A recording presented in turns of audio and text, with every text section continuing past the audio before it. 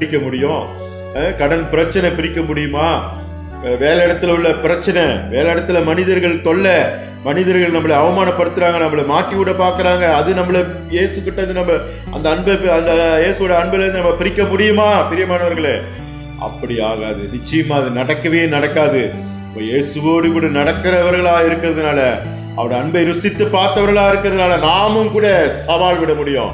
கிறிஸ்துவின் அன்பை விட்டு நம்மை பிரிப்பவர் யார் என்று சொல்லி எனக்கு பிரியமானவர்கள் ஜெபம் செய்யுமா? ஹல்லேலூயா, ஹல்லேலூயா. அப்போஸ்தலர் பவுல் இதோ அழகாக கேட்கின்றார், கிறிஸ்துவின் அன்பை விட்டு நம்மை பிரிப்பவர் யார்? அதே வார்த்தையை கொண்டு நாங்களும் ஆண்டவரே அப்பா பேசுகிறோம். கிறிஸ்துவின் அன்பை விட்டு நம்மை பிரிப்பவர் யார் என்று சொல்லி, என்ன வந்தாலும் உடைய அன்பை விட்டு எங்களை பிரிக்க முடியாதப்பா. உடைய அன்பு தான் ஜெயிக்கும். உடைய அன்பு எங்கள் இருதயத்தில் ஊற்றப்பட்டிருக்கிறபடினால அந்த அன்பு எங்களை வெட்கப்படுத்தாதப்பா.